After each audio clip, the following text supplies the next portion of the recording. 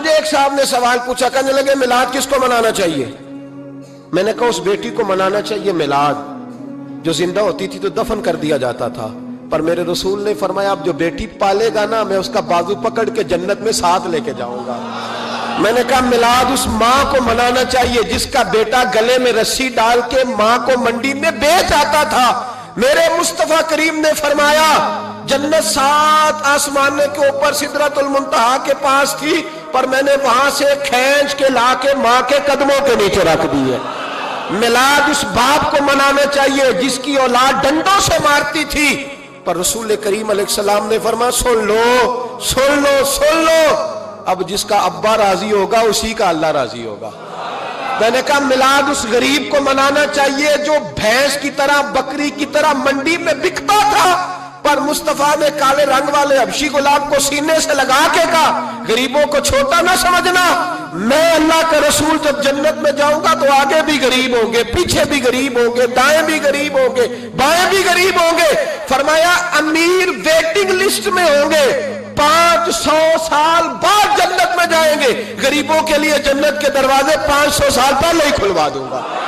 اسے منانا چاہیے، میلاد منانا چاہیے۔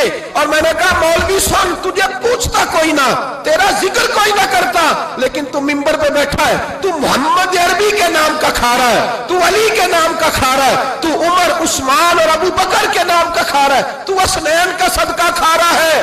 تجھے نہ تیری کبھی کسی نے برادری پوچھی، نہ کبھی تیرا کسی نے ایڈریس پوچھا، نہ کبھی کسی نے تیری سند پوچھی۔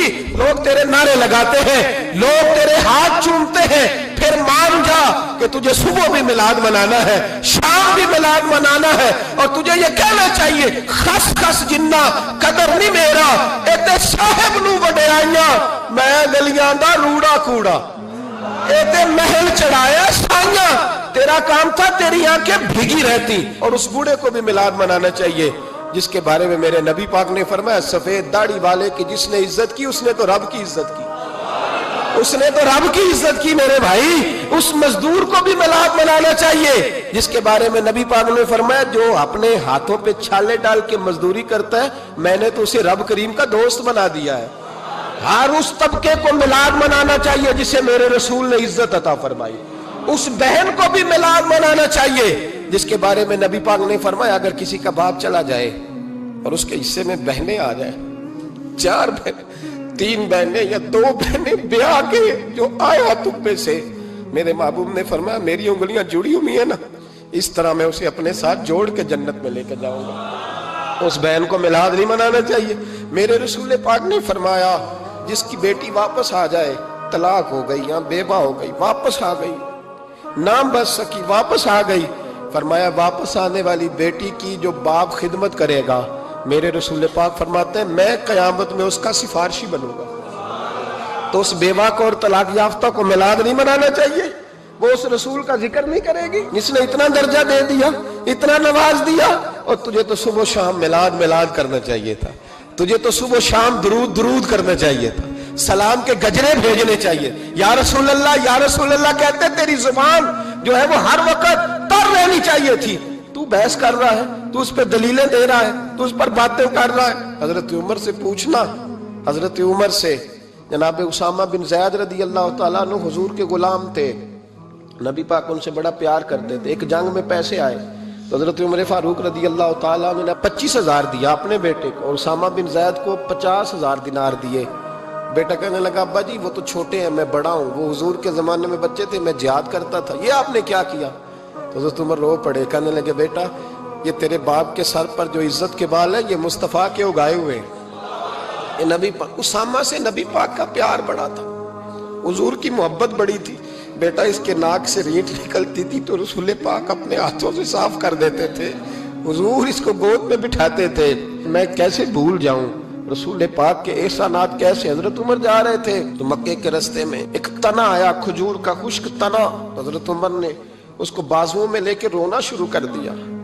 عمر کیا ہوا؟ کہنے لگے یہاں تو میں اونٹ چرایا کرتا تھا، یہاں اور میرا باپ مجھے مارا کرتا تھا، دیکھو آج عمر نعرہ لگاتا ہے تو کیسر و کسرا کام، او بھائی اصلہ نال جے نیکی کریے، ہاں ہاں ہاں ہاں اصلہ نال جے، اصلہ نال جے نیکی کریے تے وہ نسلاں تاک نہیں بھول دے ہاں بے اسلام نال نیکی کریے تے پھول کنڈیاں نال تول دے. اور سن تیری دنیا بھی حضور کے صدقے بنی اور تیری قبر میں بھی کوئی ساتھ نہیں جائے گا, کوئی ساتھ نہیں جائے گا.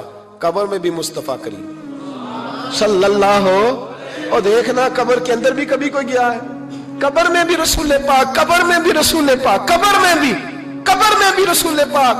میرے استاد فرمایا کرتے تھے بتاؤ جس قبر میں نبی پاک آئیں گے وہاں عذاب کیا ہونا ہے؟ جب حضور ہی آ گئے تو عذاب کیا ہونا ہے؟ نبی پاک تو جدھر سے گزر جائیں رب وہ جگہ جنت بنا دیتا ہے. وہاں کیا عذاب ہونا ہے؟ وہاں تو دیدار ہونا ہے.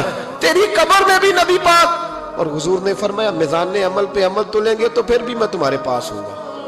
حضور علیہ السلام نے فرمایا پل صراط سے گزرو گے تو پھر بھی میں تمہارے پاس ہوں گا. اور میرے رسول پاک علیہ السلام نے فرمایا جب تم جنت میں جانے لگو گے تو پھر بھی میں تمہارے. تو بتا تیرے رسول تو ہر وقت تیرے ساتھ ہے, تو کب نبی پاک کے ساتھ ہوتا ہے؟ تو بتانا تو کب نبی پاک کے ساتھ. میں چھوٹے جلسے کا قائل ہوں, لمبی محفل میں گزارش کرتا ہوں دوستوں سے کہ لمبا جلسہ نہ کرو. لیکن ایک جگہ پہ میں گیا تو ایک بڑے پڑھے لکھے آدمی نے مجھے کہا مولانا ان کو سمجھائیں, آدھی رات تک بٹھائے رہتے ہیں, ان کو سمجھائیں. میں نے کہا میں سمجھاؤں گا پر آپ بھی ذرا اپنا لب و لہجہ تھوڑا دھیما کریں. تو پوری رات نہیں نبی پاک کے لیے جاگا اور میرے رسول تو ساری حیات تیرے لیے جاگتے رہے, ساری رات محبوب نے. کیا کہتے ہیں بریلی کے امام اعلی حضرت فرماتے ہیں ان کی مہک نے دل کے غنچے کھلا دیے, وہ جس راہ چل دیے ہیں کوچے بسا دیے ہیں, میرے کریم سے گر قطرہ کسی نے مانگا دریا بہا دیے, دربے بہا دیے ہیں. اور اللہ کیا جہنم اب بھی نہ سرد ہوگا؟ اللہ کیا جہنم اب بھی نہ سرد ہوگا؟ رو رو کے مصطفیٰ نے دریا بہا دیے, رو رو کے مصطفیٰ نے. اور پھر کہنے لگے رو رو کے مصطفیٰ نے ان کے نثار کوئی کیسے ہی رنج میں ہو جب یاد آ گئے سب غم بھلا دیے.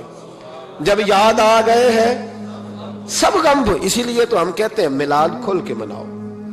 رسول پاک کا میلاد بہانے کرتے ہیں, بہانے وہ کرتا ہے جس نے کام نہیں کرنا ہوتا, جس نے کرنا ہوتا ہے وہ بہانے. اعلیٰ حضرت نے جو پروگرام دیا وہ بڑا لمبا چوڑا ہے, کب تک کا تجھے کیا بتایا. اعلیٰ حضرت فرما کے حشر تک ڈالیں گے ہم, حشر تک ڈالیں گے ہم پیدائش مولا کی دھوم.